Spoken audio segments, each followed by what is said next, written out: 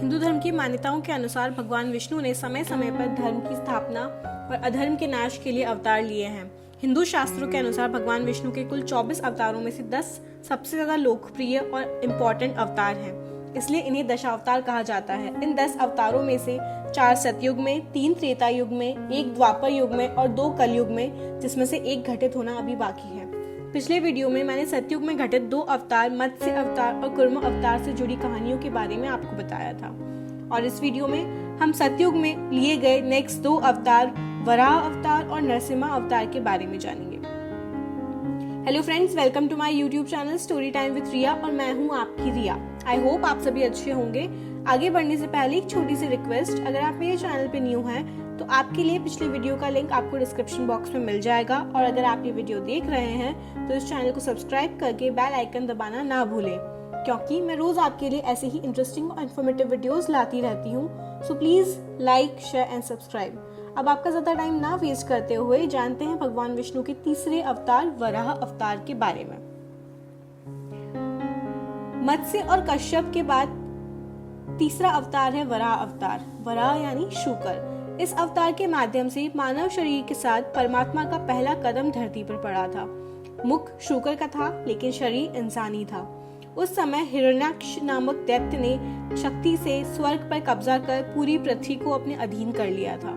हिरण्याक्ष का अर्थ है हिरण्य मतलब स्वर्ण और अक्ष मतलब आंखें। जिसकी आंखें दूसरों के धन पर लगी रहती हूँ वो है हिरण्याक्ष। पौराणिक कथा के अनुसार बैकुंठ लोक के द्वारपाल जय और विजय ने बैकुंठ लोक जाते हुए सप्त ऋषियों को द्वार पर रोका था, जिस कारण उन्हें श्राप मिला कि दोनों को 3 जन्मों तक पृथ्वी पर दैत्य बनकर रहना पड़ेगा। पहले जन्म में दोनों ने कश्यप और दिति के पुत्रों के रूप में जन्म लिया। हिरण्यकश्यप और हिरण्याक्ष कहलाए। दोनों ने पृथ्वीवासियों को परेशान करना शुरू कर दिया। धरती पर हिरण्यकश्यप और हिरण्याक्ष का अत्याचार बढ़ता ही जा रहा था। हिरण्याक्ष ने यज्ञ आदि कर्म करने पर लोगों को प्रताड़ित करना शुरू कर दिया। हिरण्याक्ष एक दिन घूमते हुए वरुण की नगरी में जा पहुंचा। पाताल लोक में जाकर हिरण्याक्ष ने वरुण देव को युद्ध के लिए ललकारा। वरुण देव बोले कि अब मुझ में लड़ने का चाव नहीं रहा है। तुम जैसे बलशाली वीर से लड़ने के योग्य अब मैं नहीं हूँ। तुम्हें विष्णु जी से युद्ध करना चाहिए। तब देवताओं ने ब्रह्मा जी और विष्णु जी से हिरण्याक्ष से मुक्ति दिलाने की प्रार्थना की। ब्रह्मा जी ने भगवान विष्णु का ध्यान करते हुए नासिका से वराह नारायण को जन्म दिया। इस तरह हरि के वराह अवतार का जन्म हुआ। वरुण देव की बात सुनकर हिरण्याक्ष ने देवर्षि नारद से नारायण का पता पूछा।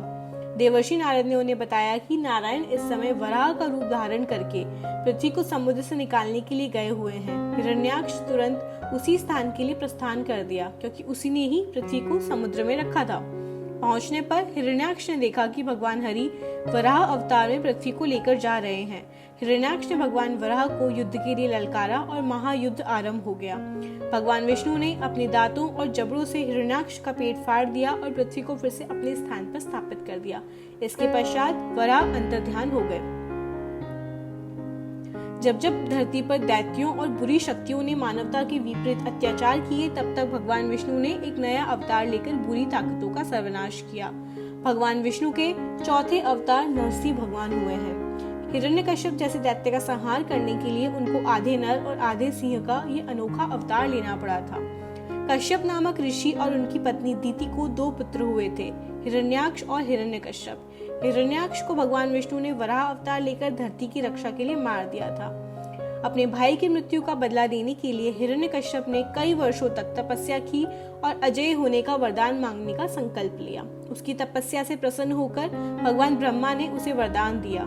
राक्षस राज हिरण्यकश्यप ने कठोर तपस्या कर ब्रह्मा जी को प्रसन्न करके वरदान प्राप्त किया था कि उसे न तो कोई मानव मार सके, न ही कोई पशु।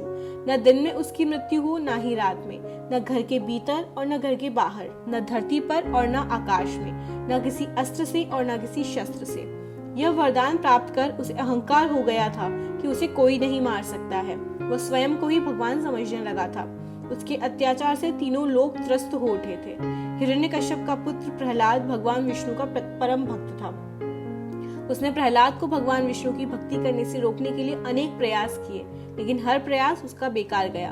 यहाँ तक कि उसने अपने खुद के पुत्र के प्राण लेने की कोशिश भी करी, लेकिन प्रहलाद का बाल भी बांका नहीं हो सका। एक दिन जब प्रहलाद ने उससे कहा कि भगवान सर्वत्र हैं, तो हिरण्यकश्यप ने उसे चुनौती देते हुए कह दिया कि अगर तुम्हारे भगवान सर्वत्र हैं तो इस स्तंभ में क्यों नहीं दिखते हैं। यह कहते हुए उसने अपने राजमहल के उस स्तंभ पर प्रहार कर दिया। तभी स्तंभ में से भगवान विष्णु नरसिंह अवतार के रूप में प्रकट हुए। उन्होंने हिरण्यकश्यप को उठा लिया और उसे महल की दहलीज पर ले आए। भगवान नरसिंह ने उसे अपनी जंघा पर लटाकर उसके सीने को अपने नाखूनों से फाड़ दिया और अपने भक्त प्रहलाद की रक्षा की। भगवान नरसिंह ने जिस स्थान पर हिरण्यकश्यप का वध किया वह न तो घर के भीतर था न बाहर। उस समय गोधूली वेला थी, यानी न दिन था न रात। नरसिंह न पूरी तरह से मानव थे और न ही पशु। हिरण्यकश्यप का वध करते समय नरसिंह ने उसे अपनी जांघ पर लिटाया था, इसलिए वह न धरती पर था न ही आकाश में। उन्होंने अपने नाखून से उसका वध किया था। इस तरह उन्होंने न कोई अस्त्र का प्रयोग किया न किसी शस्त्र का। यदा यदा हि धर्मस्य ग्लानिर्भवति भारत अभ्युत्थानम् अधर्मस्य तदात्मनं सृजाम्यहम् परित्राणाय साधूनां विनाशाय च दुष्कृतां धर्म संस्थापनार्थाय संभवामि युगे युगे। आई होप आपको ये वीडियो अच्छा लगा होगा। ऐसा ही इंटरेस्टिंग और इन्फॉर्मेटिव वीडियोस के लिए इस चैनल को सब्सक्राइब करें और अपने फ्रेंड्स के साथ ज़रूर शेयर करें। Thank you for watching.